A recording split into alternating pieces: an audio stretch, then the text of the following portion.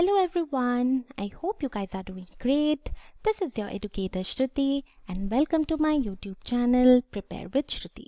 So this is the fourth part of our modern Indian history series where we would be looking at some extremely important topics of modern India from your exam point of view based on the analysis of your previous year UPSC prelims question papers from 2008 till 2019. I'm sure that by now you guys are aware about the objectives of this lecture series, so I'll not go into the lot of details in telling you what this is all about, and today we'll straight away start looking at the questions, okay? But before we start looking at the questions, don't forget to subscribe to my channel Prepare with Shruti and do click on the bell icon as well so that you are updated whenever I come up with any new video. And please like and share these lessons, share these videos, because it would really motivate me to come up with good and relevant content for you. Okay, so with that, let us get started with today's class. So the first important topic that we are going to look at today is your cabinet mission. Now, cabinet mission is extremely important from your exam point of view, which means that whenever you are preparing your modern Indian history, whenever you are revising your modern Indian history, you have to prepare this topic in a very, very comprehensive manner. Okay, so let's start looking at the questions. With reference to the cabinet mission, which of the following statements is or are correct? And this was asked in 2015. The first statement is it recommended a federal government. The second statement is it enlarged the powers of Indian courts. And the third statement is it provided for more Indians in the ICS. And here we have to identify the correct statements. Now, if you look at this question properly, you would realize that this question revolves around the basic features or the salient characteristics of your cabinet mission, which means that if you have read your basic textbook, any textbook that you have been following for modern India properly, then you can easily identify the correct option in the exam. Okay. So let me tell you that this 1946 cabinet mission had 3 members, and I'm sure you guys are familiar with the names. First is Sir Pethick Lawrence, Secretary of State for India, and he was the chairman of cabinet mission. Then there is your Sir Stafford Cripps, who was the president of Board of Trade, and then A.V. Alexander, who was the first Lord of Admiralty.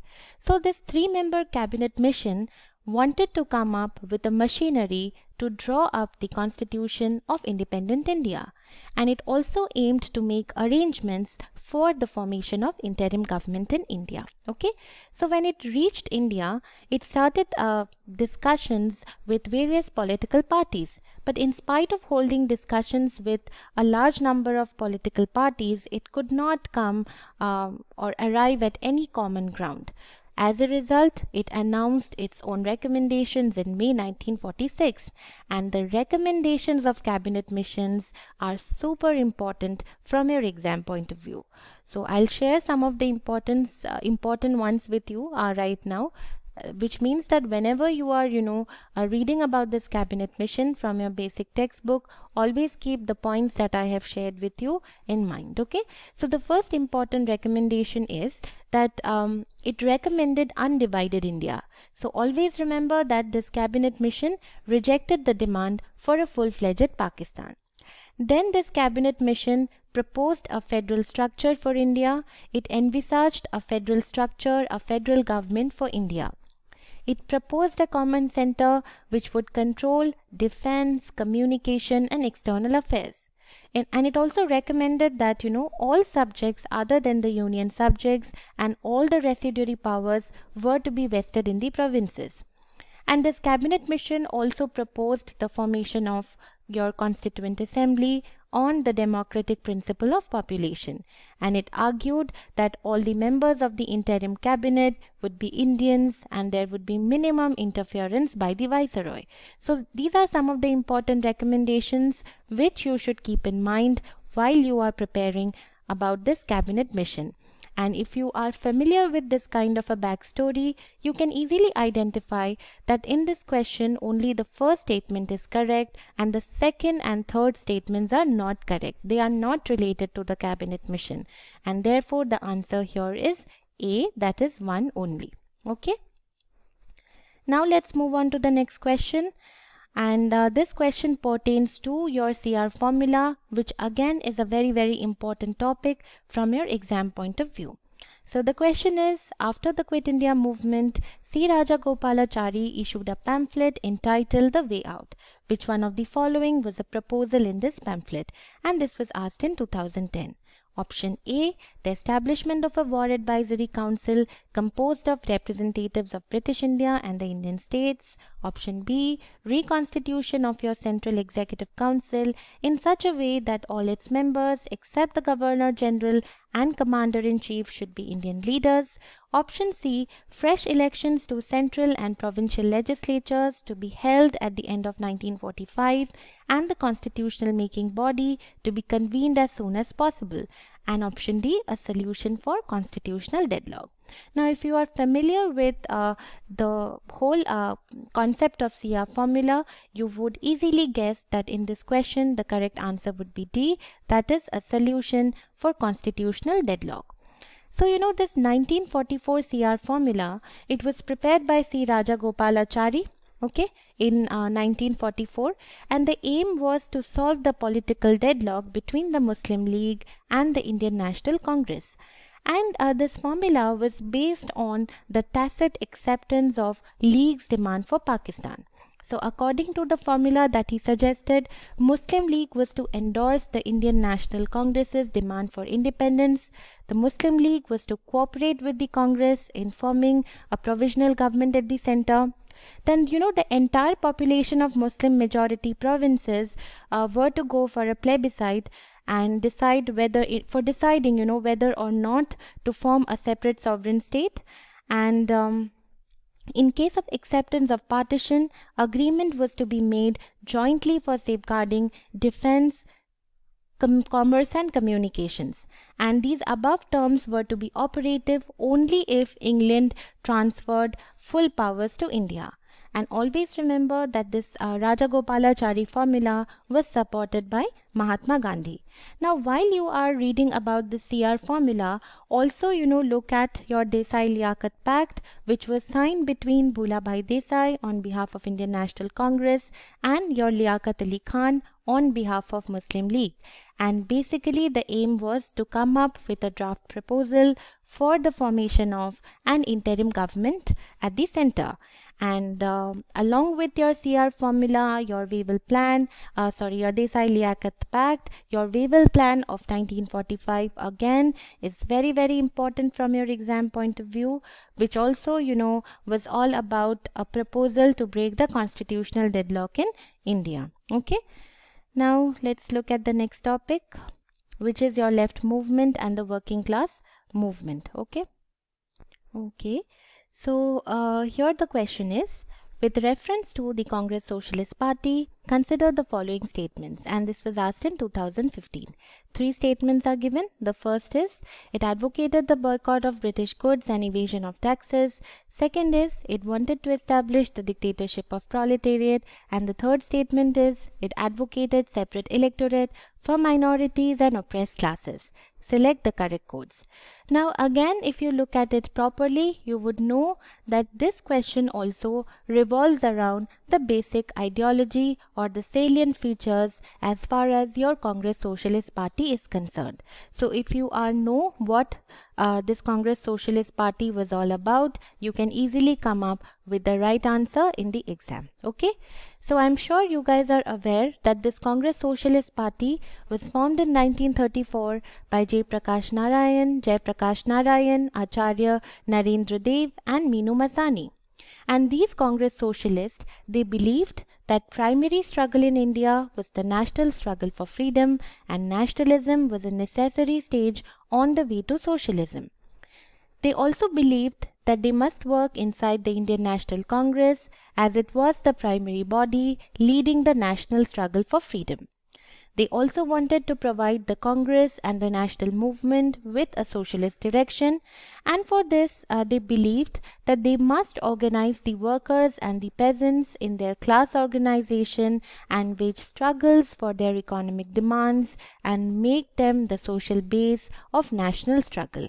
So, if you are familiar with these ideologies of the CSP, you can easily identify that in this question, based on the options, all these three statements are wrong. And therefore, the answer would be D, that is none of the above. Okay. Now, let us look at the next question. The Trade Disputes Act of 1929 provided for, and this was asked in 2017. Again, a very, very factual question if you have done your working class movement properly. And here the answer would be D, a system of tribunals and a ban on strikes. So this Trade Disputes Act, as is given in the question, came up in 1929 and it was passed as the government was really alarmed at the increasing strength of the trade union movement in India. So this act basically made compulsory the appointment of courts of inquiry and consultation boards for settling industrial disputes. Then it made strikes illegal in public utility services such as your postal services, your railway services and all of that, unless each individual worker who was planning to go on a strike gave an advance notice of 1 month to the administration. And it also forbade trade union activity of coercive or purely political nature and even the sympathetic strikes. Okay, so it provided for a system of tribunals and a ban on strikes. Then let us look at the next question. Consider the following statements, and this was asked in 2017. The first statement is the Factories Act of 1881 was passed with a view to fix the wages of industrial workers and to allow the workers to form trade unions. Now this statement is wrong, because if you are familiar with this Factory Act of 1881, which was passed during the tenure of Lord Ripon, you would know that the main aim of this Factory Act was to primarily deal with the problem of child labor between 7 to 12 years of age. So basically, it had provisions like prohibiting the employment of children under the 7 years of age. Then 9 hours were fixed as working hours for children. Then there was the provision of 1 hour rest for children during working period, and the children were to get 4 holidays in a month. And this act had also proposed that hazardous machinery should be properly fenced off. So if you are familiar with the basic features of this Factories Act of 1881, you can easily identify that here the first statement is wrong. Then let's look at the second statement. N.M. Lokhande was a pioneer in organizing the labor movement in British India. Yes, this is true. N.M. Lokhande is considered as the father of trade union movement in India. He established the Mill Hand Association in 1884, which marked the institutionalization of labor movement in India. Now, the efforts of N.M. Lokhande paved the way for Factory Labor Commission, of which he himself was made a member. And this Factory Labor Commission played a very instrumental role in the enactment of the Factory Act of 1891, which regulated the working condition and gave special rights to children and female labor workers. Okay. So in this question, the first statement is wrong, but the second statement is correct, and therefore the answer would be B. Okay. Now let's look at the next question. Who among the following were founders of Hind Mazdoor Sabha, established in 1928? And this was asked in the year 2018.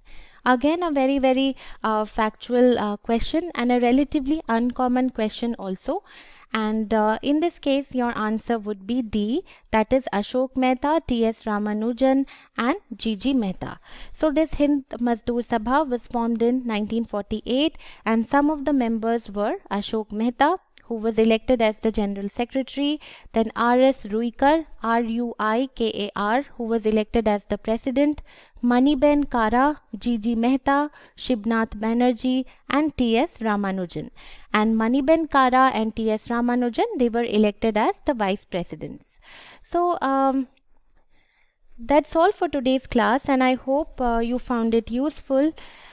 If you feel that these MCQs are helping you, then please subscribe to my channel and click on the bell icon for latest updates. So that's all for today's class. Have a nice day, guys. Thank